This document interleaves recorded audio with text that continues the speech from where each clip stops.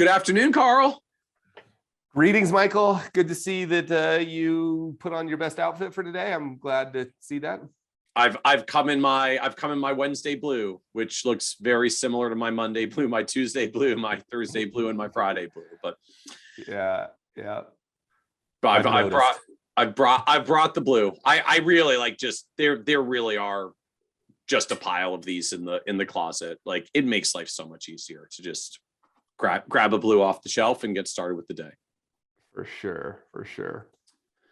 So I wanted to chat for, I guess, kind of, in the spirit of, making distinctive statements, like, let's just get 12 copies of a bold blue shirt and wear it over and over again.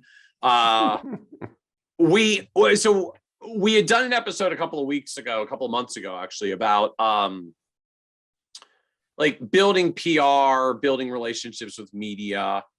And we got this interesting follow-up question from an advisor who just said, like, so how do you go about this in a cold prospecting context when you're talking about social media? So not necessarily working with like traditional media, right? How to build relationships with the reporters and get quoted in stories. This advisor said, like, I'm trying to do this in social media. And how do I stand out from, as this advisor put it, like, the money and crypto and like foreign exchange Forex personalities? Like, how do I stand up from all of them and build my own interest in following and like drive attention my direction? Because it seems like it's really crowded with, we'll just say, those types. I'm not trying to get into a debate about those types, but I think a lot of us have seen it, and from the advisor end, because we tend to be sensitive to that stuff, the high profile person on Twitter because of the Forex stuff they're talking about, or the crypto investing they're talking about, or like the TikTok personality who's got crazy zany one-off money things that may or may not be the most financially sound. Like, we've seen it, it's out there.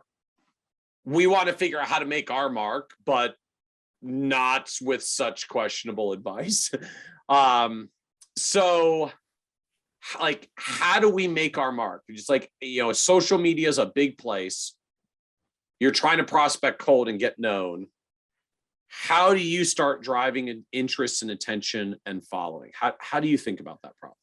Yeah, this is like one of my favorite topics, and it because it is super simple and really hard. Like, super simple and not to be confused with easy.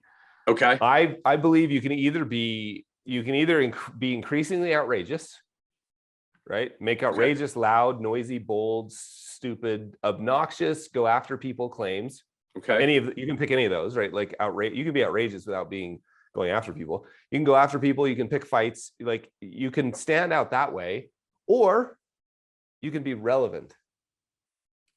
And to me, like, increasingly relevant. And I love, Seth Godin often says, and actually accused me of, actually, like, personally accused me of getting close to this. He says, don't be a wandering generality, be a meaningful specific. So to me, the only way to stand out, and let's not mince any words about this, like, it's insanely noisy, it's all noise. The only way for you to be signal amid the noise is to get really clear about who is it for and what does it do. And the narrower that, and this is the scary part, this is the reason it's hard, because we recently made some changes, or at least we're experimenting with some changes after thinking about it for 5 years, because it's scary. Like, the narrower, the better. Go read Seth's latest book, The Practice. And he talks about a minimal viable audience. Like, what's the smallest group? And we all think, oh yeah, that's cute advice, that's cute. No, I mean it. Like, see how quickly, and here's an interesting example. See how quickly Colton, the tattoo artist, has gained sort of a voice on Twitter. Why? Because he's the tattoo artist.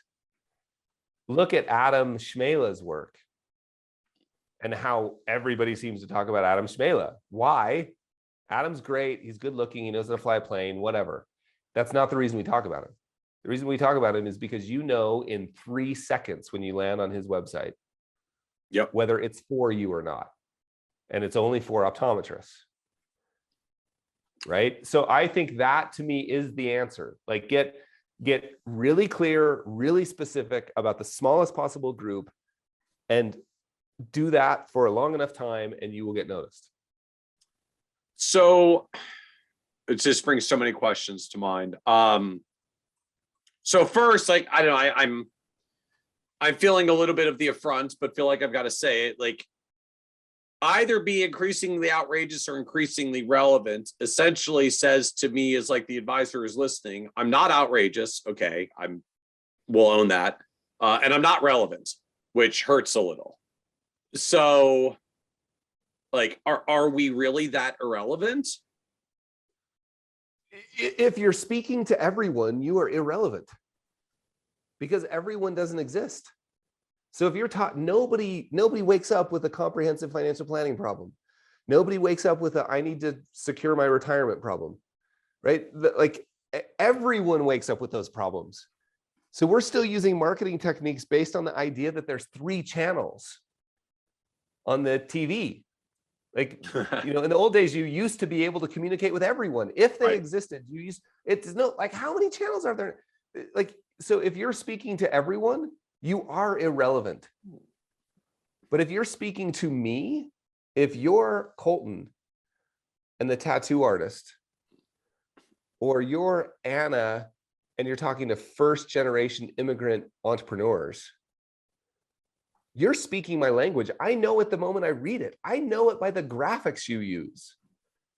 You go to Adam Schmela's website, you know, there's a set of eyeglasses on the landing page, you know, like, so yes, you are irrelevant if you're speaking to everyone. Because everyone doesn't exist. Yeah, so I will admit I'm creating, at least in my head, like this sort of this visualization that's essentially like a Frankenstein of, you know, if you literally tried to make a human being that has the average of all characteristics of every human being, you would have one gnarly looking person without getting too visually graphic. Like, it doesn't work. It doesn't work that way, right? Like, we can calculate what the average human being looks like or how we're built, but no one actually has the average number of all the different body parts. We have things or we don't. Like, we have certain looks or we don't. We have certain needs or we don't. We're built certain ways or we're not. And if you try to speak to the average person, you are literally speaking to no one, because the average of all people is actually no one. Like, no one has the average mix of everything. There are things that we have or don't. There are, you know, views we have or don't. There are things we do or don't. There are goals we have or don't. But, you know, if you talk to the average of people who want to retire early and people who want to retire late, you're talking to no one, because there's no one who retires early and late at the same time. Like, I'm going to do a thing. And if I'm going to do the thing, I want people who give the advice on that thing. So I'm like, there is to me an interesting framing. I maybe it's just my weird visualization, but, you know, if you really try to envision, you know, sort of, I want to speak to the, like, you know, the average person with a mixture of all the characteristics that the average person has. You can capture every average characteristic and literally be speaking to no one. Every example we have, I was just thinking about the other examples that we have on Twitter, which is the only social platform that I hang out on. I mean, we have a presence on Instagram, but I've been locked out of it by the team. So on Twitter, we that's a whole conversation for another day. That is it is true. It's a great conversation. But the people we see that have the biggest impact the fastest are the people being the most specific. They're the most relevant. They're like, you know, immediately. And I follow people on Twitter that I do not agree with at all, simply because they have strong opinions. And I'm like, that's so great. Like, it's not for me, but it's really great to watch them do that. So I think, and look, we can play this out in social media. That was what the question was about, but we can certainly play this out in, it's better for traditional PR, which I know doesn't equal press release, but most PR people act as if it equals press release. Yep. The good ones know it equals much more than that. But it works in traditional PR. It works in big publishing. Like you want to write a guest column for the Washington Post. Try sending an email saying, hey, I got this great column about the average 55-year-old preparing for retirement. Yeah. Like you will never get a response. But you say, hey, I work with first generation immigrant entrepreneurs, and I've seen this, and maybe even more specifically, first generation Haitian immigrant, entrepreneurs, and I've seen this, and this. Or I work with LGBT, I work with LGBT plus mission-driven businesses, and we have an example of that. Mm-hmm. In fact, my podcast is about mission-driven businesses. Right, for that community, well, suddenly you get a reply, or I'm sorry, you're much more likely to get a reply. That's for sure. Well, it does just strike me at the end of the day. I mean, there's a reason that we notice, the money tips, crypto, Forex personality types in the first place. Like, it's because they say something. I mean, they say something. They take a position, they take a view, they put it out there. Now, some people agree with it and end up following them. Other people disagree with it. And then, we gripe about it in our financial planning circles. But it gets people talking, and not just talking for the sake of talking, right? Just what happens when you say things in the world, in the marketplace, that disagree with the crowd. People agree and they follow you, and people don't and they don't. And I think the mentality that a lot of us have, and I guess it's just part of, hardwiring of human beings. Like, there was a natural selection thing for however many zillions of years that we've been on Earth, that like standing out from the herd is how you get picked off by the predators. So human beings, we are kind of, our brains are wired to be herd animals and be very, very cautious and scared to ever do anything that stands out from the herd. But when you're trying to get heard on social media. Whoa, do you see what you did there? Oh, when you're trying to get heard on social media, like you have to stand out, because otherwise you blend in and no one notices. Like, I almost think it was, if you want to drive interest, you have to say something interesting. It's that's why this is so simple. And that's why this is so hard. Is because it goes against everything we've sort of been told.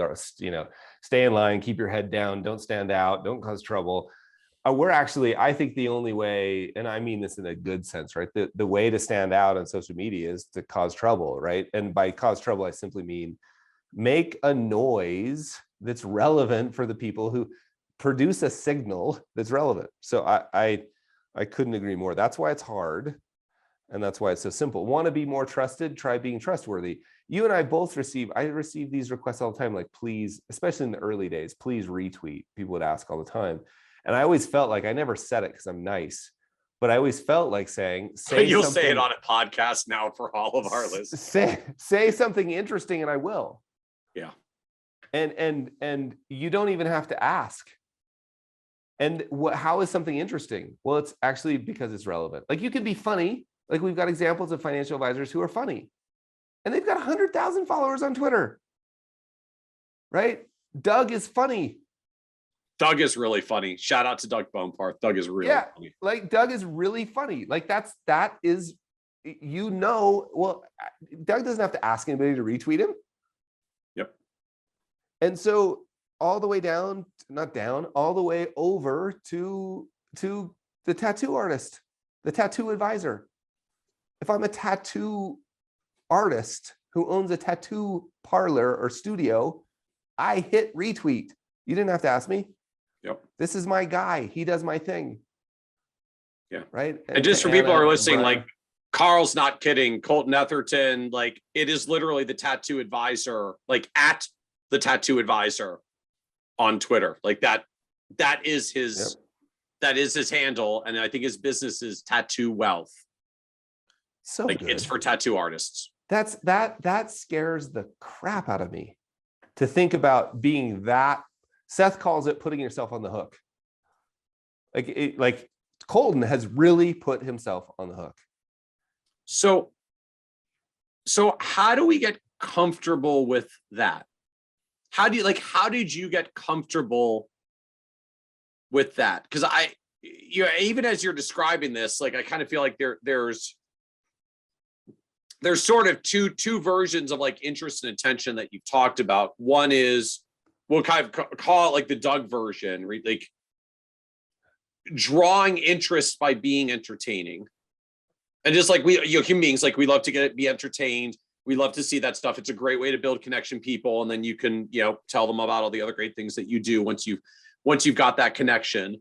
But, and I mean, I struggled with this in a long time for social media. Like, bless the folks like Doug and Josh Brown who just like are that witty. I'm not that witty. Like I don't know how to come up with things that are that witty. And if I try, like, I'm just going to angst over whether I have the right words in the tweet and try to self-edit myself into oblivion. It's like more power to people can do that. I find most people who do that do it naturally. Like, that's not me. I think that's not a lot of us.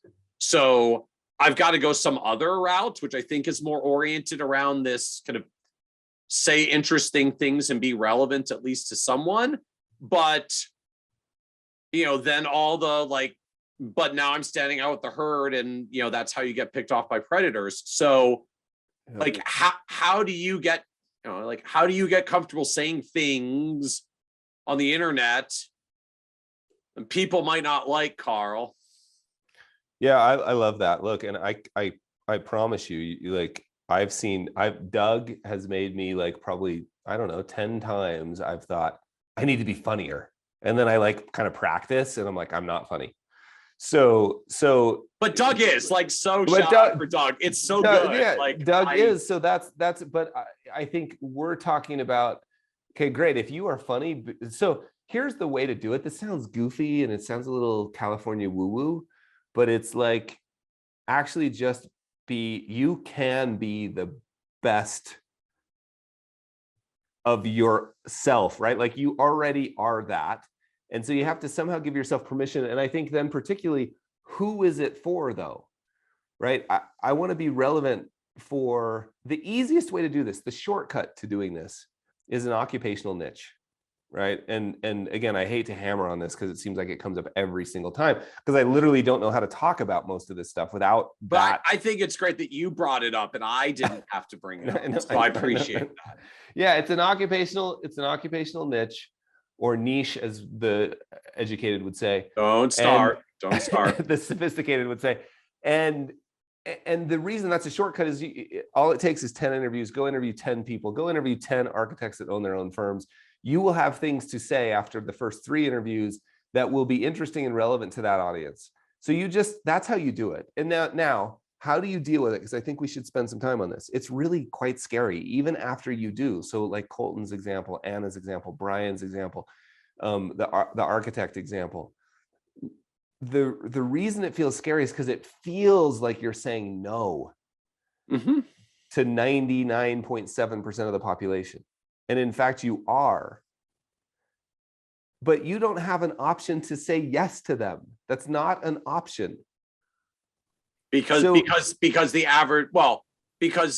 to the average of 7 billion people on the planet gets you just as not noticed as the advisor who reached out because he's trying to do this and not getting noticed because he's trying to say things that are interesting to everyone at the same time. Because they don't exist. Yeah, that's exactly right. Like, if you're trying to solve everybody's problems, you're solving no one's problems. We all know this. Like, we know this. So I think that's the reason it feels scary, is because it feels like the path to growth. Carl, I'm starving. I got to take on any client I can. I get it. And maybe you do any client. Look, except the irony is the people that I hear to say that, like the people who say that, it's not like, well, I'm starving, so I've got to take everyone I can. And let me tell you, people are just knocking down my door left and right. Like, I got to beat them off with a stick. So I'm just going to take them all. Like, that's not what it, like, it's, I'm getting, I have to take everyone because I'm getting no one is usually what actually follows that. And it's like, maybe you're getting no one because you're talking to no one. You're trying to, like, we do this trap. Like, I got to try to get more because I'm not getting enough, except maybe you're not getting enough because you're trying to get more. I think that's exactly right. Like you're not getting anyone because you're talking to everyone. And the fastest way I know to growth, and we see it over and over and over. Who's Cody? Cody serves a very specific. Oh, geez, I can't believe that story. Like, refers out. I don't know what the number is. I think it's like 20 people a week or 20 people a month or whatever that he can't serve because he is so specific about who he serves and he shares everything. We've given all these examples. I mean, I know a person who serves only. We've gone through this before, but only serves his firm is focused on serving senior level executives at one company I won't mention, but one company. So already that's like, what are you talking about? One company? Step further, of Indian descent. So they have to work at the company and they have to be Indian. When he says something, it's dripping with relevance for that audience. So that's how I think that's how you do it. I don't know any other way. I literally don't know any other way. So take me back then to the comment you made earlier of, I guess, the concept that Seth Godin's put forth in his new book, which I haven't read. So I guess Seth Godin's The Practice I'm sure it's available on Amazon. But this idea of a minimum viable audience. And I'm struck by the concept because I think the fear so many of us have is like, well, if I pick a thing, right, if I pick the wrong thing, there aren't enough of them and then it doesn't work out, which to me dovetails so nicely in this concept. Like, well, as long as you pick a thing that has a minimum viable audience, then there will be enough, because that's kind of the definition of minimum viable audience. So, I mean, I'm just saying that because I'm hearing the term literally, but I guess, can you explain more? Like, what is minimum viable audience? How do I think about minimum viable audience? Like, how do I figure out if the thing I'm thinking about is actually a minimum viable audience? Or how do I figure out what my minimum viable audience is?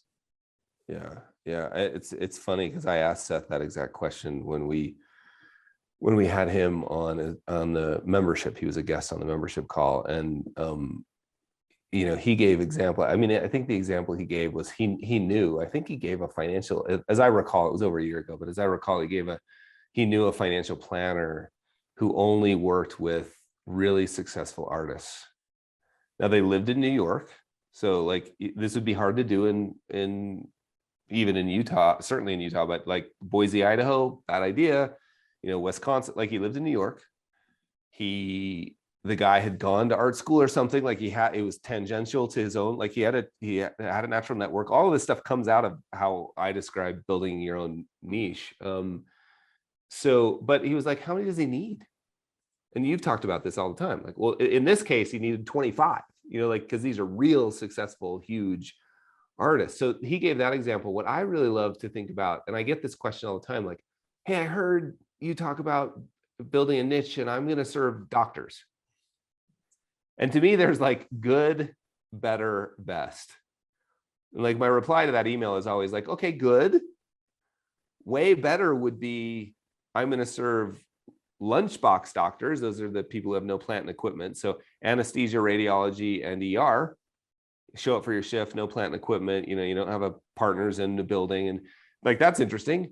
That would be better.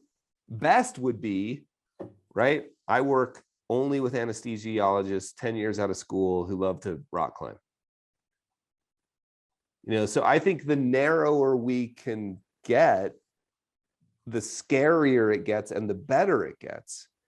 And how do you determine? Well, I mean, don't go that deep on it. Don't use a niche like that if there's not enough of them to build a successful business around. But I think that becomes the question, like, what is the minimum viable audience? Like, how do I know if I'm picking a thing where there's enough? Yeah, I mean, the easy thing is like, now, first of all, you can't know, which is sort of a scary thing. Like, you can't know before. You can only experiment and try. You can have a guess and try, but scary, but fair point. All right. One reasonable thing would be like, Are there 100 of them? What's the odds of you? Are there, look, I don't know how many anesthesiologists that are 10 years out of school that rock climb, but I bet I could draw a circle around my house and find a couple thousand. Yeah. So, and I only need 100. Oh, that sounds like interesting odds. Oh, I could draw a circle around my house and I can't find them on the internet. And, there's only 100 of these people and I need 100. Doesn't sound like a good chance. I got to get 100% of them. Yeah, it reminds me, there was I guess I just think of it like famous internet essays, right? Every now and then there's sort of an article that goes famous on the internet for a while. There was one, I think it was probably like 10 or 15 years ago from Kevin Kelly that was called 1,000 True Fans. Yeah. And the whole idea of 1,000 True Fans, it was written for just sort of anybody in the creative space, like artists, musicians, writers, and such. That most artists are starving artists. It's very hard to get going. It's very hard to get noticed by a label or a studio or whatever it is, wherever you sell your art. And the whole point that Kevin Kelly makes, like, look, you want to make a good living as an artist, you need 1,000 true fans. Like, the true fans are they're so into what you make that, they'll drive to see your show, they'll drive to see your exhibit, whatever you put out, they'll buy the next thing that you put out. And if you got 1,000 raving fans and each of them will buy, $100 worth of your music or your art or whatever it is, like, you're making $100,000 and that's a good living for people. And, granted, our numbers in economics are a little bit different in the advisor world, but frankly, our revenue per client is so much higher. I mean, it really doesn't take much, right? As we've talked about in the past, like 50 great clients is more than enough for a lot of advisors, for almost any advisor. If you get clear about what your great client is and make sure that you're earning that. Different advisors will define great differently, but almost any of us can do it with 50 of our top clients or fewer. Now, as you noted, like, that doesn't necessarily mean I pick a thing that literally there's only 50 people on earth, because that might be a little bit too narrow since I'm not going to get them all. But it does make me think about just this frame of, like, if getting 50 great clients really could mean I really only need a space that maybe has a couple hundred or 1,000 people in total, so that when I get 5% or 10% or 20% of them, because I'm pretty much the only one that's showing up for them, that's all I need. And just it's an interesting framing when, as you said earlier, you get folks like, Doug, that's got, I don't know how many, 100,000 or 200,000 followers in the social media realm, and say, like, that's great for him because he's got the wit that I'm jealous of. But I'm, like, clearly channeling myself a little here. But because I really am jealous. But, like, all you need is a market that's got a couple hundred people where you can get a couple dozen of them, and then just go all in on them, right? As as Colton's building with his practice, like, I don't know how many tattoo artists there are, but I'll bet when you actually sit down and start doing the math of, like, how many cities and how many tattoo parlors, like, yeah, it's more than enough for an advisor to make a really successful business. And as we said, even folks like Adam Schmale, like, white coats, no doctors, no just ophthalmologists. I think now he's down to just ophthalmologists within 5 years of selling their firm who are looking to sell to a private equity firm, because there's a whole bunch of PE firms doing roll-ups in ophthalmology the way there are in our advisor world. Like, and that's his whole thing. And, there's enough PE money rolling around and enough individual ophthalmologists that there's several hundred of them in the country. And he's now got an audience with them because he spoke directly to them. So, they looked for answers on the internet and found them pretty quickly. And that's all it takes. And you just think about a world of, like, how do you cold prospect? Like, find the group of a couple hundred that you want to find and show up for them. And if you don't set your goal to make it hundreds of thousands or millions, and you just set your goal of a couple hundred people who are really, truly the group that you want to reach, that's all it takes sometimes. Yeah, the minimum viable audience is actually a pretty small number. Yeah, that Kevin Kelly article changed my life for sure. Like I think I don't know when it came. I can't remember when it came out, but it feels like 20 years ago. You know, like and instead of spending all the time begging, you know, a publisher or an art gallerist or, you know, whatever to do my thing, what if we just build the audience directly? And I think one thing that's really interesting, I know where this ends. It feels to me like you've got two paths. And maybe we can wrap up with this, like we framed it at the beginning. Yeah. If you, and I've had conversations with people who have multiple $1 million budgets for Facebook ads and have stopped advertising on Facebook because they said we couldn't keep up with the outrageous statements we needed to make. So you either go down this path that you've got to make increasingly outrageous statements to get attention.